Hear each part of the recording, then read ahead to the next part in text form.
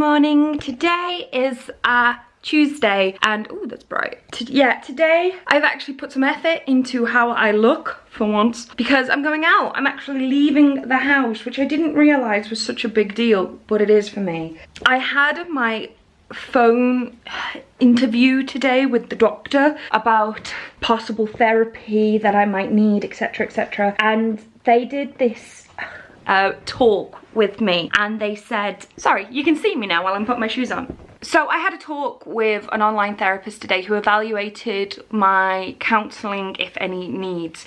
They asked me a bunch of questions, talked about my anxiety, talked about my depression. I explained as much as I could, gave as much detail as I could, and they said, right, okay, so anyone who scores 19 or more has social phobia.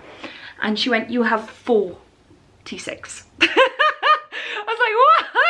I'd scored 46, and yeah, it was mental. And you know what was weird? Just talking about it to someone made me realize how bad I've got. Like, I'm not earning any money at the moment except for Patreon because my anxiety has ruined my Etsy. Like, I don't even have an Etsy store anymore because I've ruined it. Because anxiety, because for two reasons. Logging on was bad, but also going to the post office was also impossible. Like, I'm having a mild panic attack now just getting dressed because I know I'm about to leave the house and I know that. But it was also good to be able to pinpoint that as well, like to talk about it, know what was going on. It's a beautiful day and I'm looking forward to going out. I'm running a bit late, which is making me anxious, but there we go. Yeah, I just wanted to fill you in on that. I'm an anxious person. What? You can't see how bad that is. That is ridiculous. What the heck? This just came out of nowhere.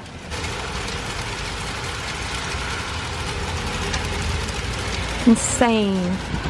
Good afternoon. Today is Thursday and it's a very stressful day for me because I am rewriting my flipping essay after it just deleted off my Mac and I don't know where it's gone and I cannot find it no matter how many different things Google tell me to type or search or do.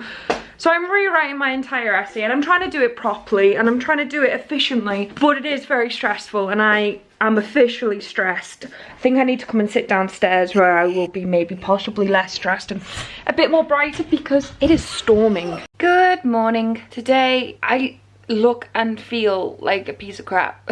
I woke up about 7. I didn't go to bed too late, but I feel awful. I woke up with a headache and I feel like I look like I'm, like, I say suffering because I was just about to say hangover. I don't have a hangover.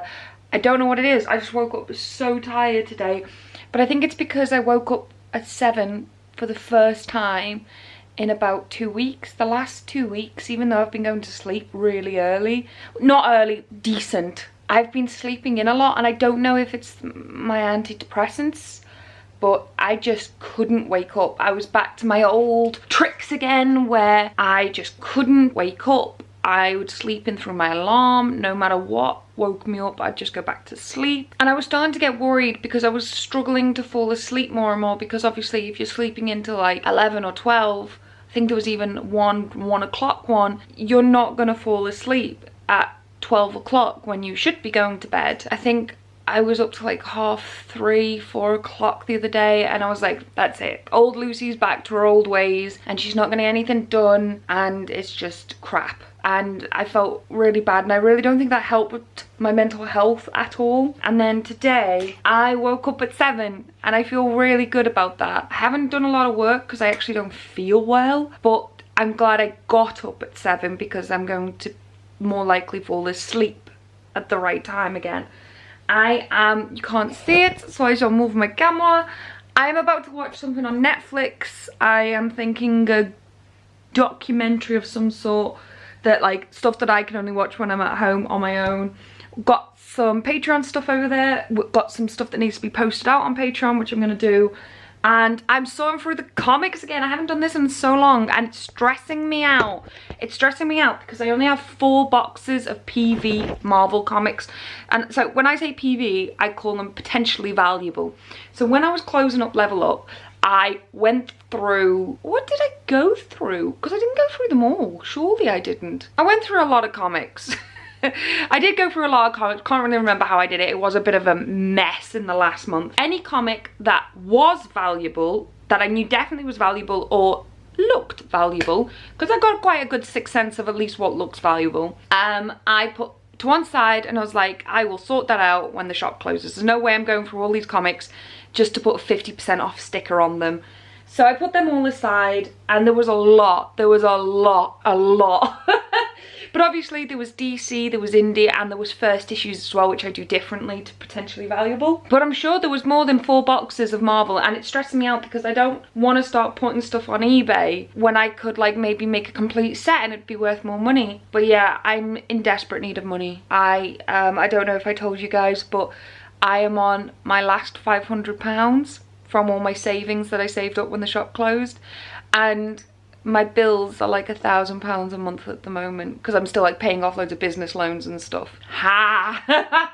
So I am a bit worried now. Thank the Lord for Patreon. Like I wouldn't have lasted this long if it wasn't for Patreon, and I'd be freaking out a lot more if it wasn't for Patreon. But Patreon unfortunately doesn't pay all my bills yet, so I need to make up for that. And so I need to get on it. I need to start selling stuff. And I've been stressing out. I've got this thing at the moment where I always laugh at Andrew, my housemate, because we always laugh at the fact that if he has too many options, he doesn't get anything done. So like if the flat's a mess, he doesn't know where to tidy first, therefore it doesn't get done.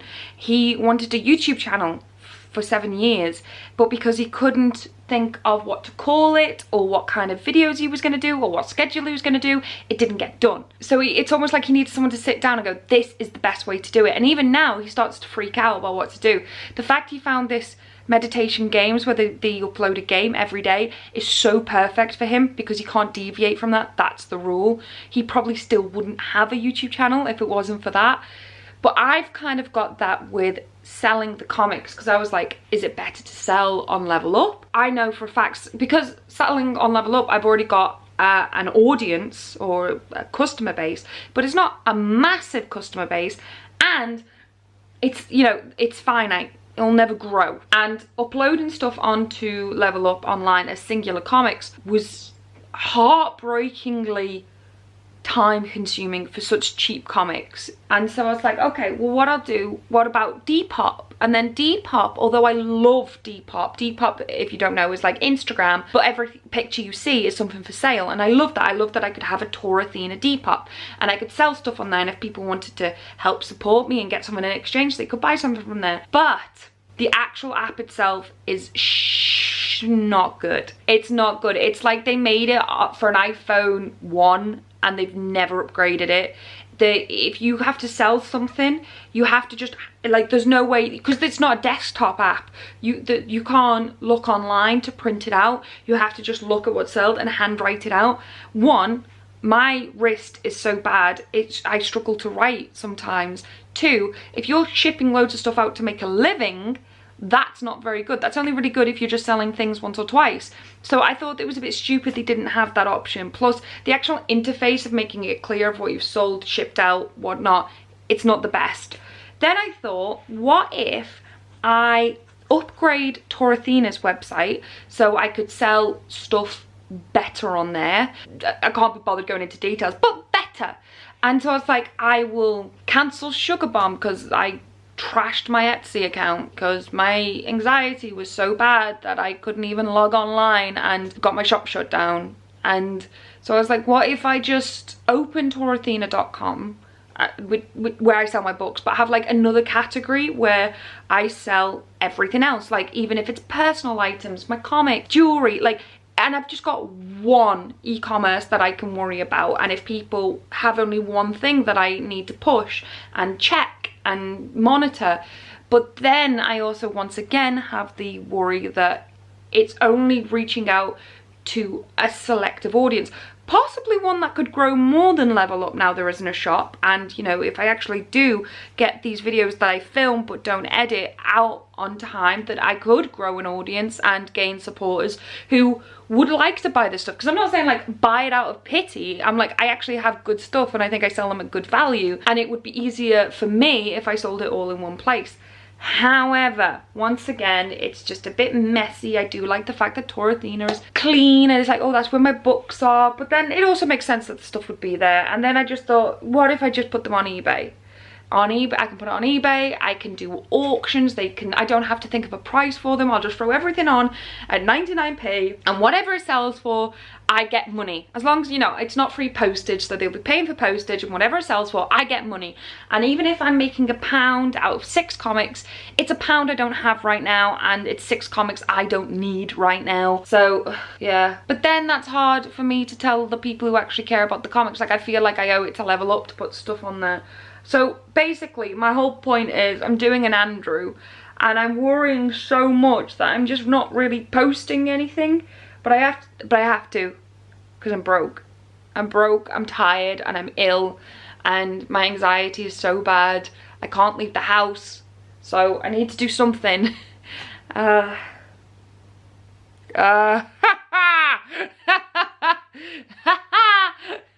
Right, so before we watch, we're going to mark what we think are predictions. Is this just this episode? Yeah? Just this episode? Because it's the battle episode. Yeah, sorry, so it's what we think is going to happen this episode. We should probably do one what we think is going to be happening the whole season, to be fair, but this is just for this episode. Okay. So, Jon Snow, alive. Oh, you've made me paranoid now. Should we do the season or the episode? Season. Jon Snow, alive for the whole season. Sansa Stark, dead. I put alive. No, I think she's gonna die. I can't tell whether they're gonna become White Walkers or not. I don't even think I'm gonna do that one. Dead. Arya Stark, alive. Cersei Lannister, dead. Jaime Lannister, dead. Tyrion, alive. Daenerys, dead. I don't know about Daenerys now. Dead. I think alive. Yara Greyjoy, so dead. And I'm calling it, I'm putting a dot by it. 3, I'm calling it, dying in this episode. She's the first person I think is going to die in this episode. Theon Greyjoy, dead in this episode. Melisandre, dead. Jorah Mormont, dead in this episode. The Hound will die, but not yet. He will die. Still taking it down, yeah? He will die fighting the Mountain. He will also die. Yeah, but I don't know about the Mountain now, because he's all like Bane. But he's still alive. Samwell Tarly. Oh, God. Someone said that Gilly's gonna die, and there's no way Sam wouldn't die trying to protect her. I think he'll... I'm not answering that one yet. Gilly, I think, will die. I would think Gilly would die in this episode, but she's in the basement, and they'd all have to get in the basement to get to her. Laura Varys, dead. Brienne Toth, dead in this episode. Davos, dead in this episode. Bronn, I think he'll live. I'm struggling with Bronn. No, because I think he won't kill Jaime and Cersei will kill him. Yeah, do you know what? Wishful thinking, Sam lives. I think Pod will live, so I want him to. I want him to live. I think Tormund's going to die, but I really don't want him to. And I think he's going to die in this episode. Grey Worm, dead. Oh, do you know what? It doesn't have the translator on this list. No, Missandei. Okay, let's add her. Gendry. Which one was Gendry again? Oh, Blacksmith. So dead. My pen pal was like, does anyone still care about his bloodline yet? And I was like, absolutely not. In fact, all he does to everyone is like, I'm the king's bastard. And literally no one cares. They're like, we are so over you. That was season 1. Beric's gonna die. Euron has to die. Ed's gonna die. I think Ed's gonna die in this episode. Beric's gonna die in this episode. Translator is gonna die. Don't think she's gonna die in this episode. Wow, nobody lives. I've got a few people live. Oh wow, you do? Who do you think is gonna live? Jon, Sansa, Arya. Right. Tyrion, Daenerys. Yeah, okay. Samwell Tarly. Yeah. Lord Varys. Really? Yeah, that makes sense. I feel like he's... That makes sense. Got escapes. I've got Brienne. That's wishful thinking. Warrior. She's not, she's dead. Carry on. Because I want to see Arya on the throne and Brienne. Arya's not going to be on the throne. Jon Snow is going to be king, although I don't want him to be. In fact, let's call it now. Let's call it now. Who do we think is going to sit on the throne at the end? You think Arya? I don't know. I think it could be Tyrion. All right, you put it there. Ooh, that's a twist. But you got to put a K by their name. You're calling it now. And then we'll write the results on this one. Oi, let's go. No, keep hold of yours. When are we going to watch it? Now? Wait a minute, I need to tidy up. We need to quickly add Lady Mormont. This list was crap. Whoever wrote this list? I need the light too, please. I just think they're all gonna die. And resume. Well, thank you so much for watching this vlog. I guess I don't really know what to say about it. It's so surreal looking back on this footage and realising how bad I actually was, and at the time not realising it as I slowly descended into this zombified state. I haven't really explained, and I don't know why yet. But the first week was okay in the sense that I didn't really have a lot of side effects from the tablets, which I talk about very often and document it very well. But as you can also clearly see that I was a bit of a wreck in the first week, because I wouldn't usually document it that much. I was documenting it because I was worried it was about the tablets, but in reality, that's exactly how I was every day, so easily before the medication. So the first week was still just highlighting how bad I was, really. Then the second week happens where I look fine, but if you actually look at the footage you've just watched, there's only about 4 different clips through 3 days out of the 7, and it's because I was just starting to get so lethargic. I wasn't sleeping properly.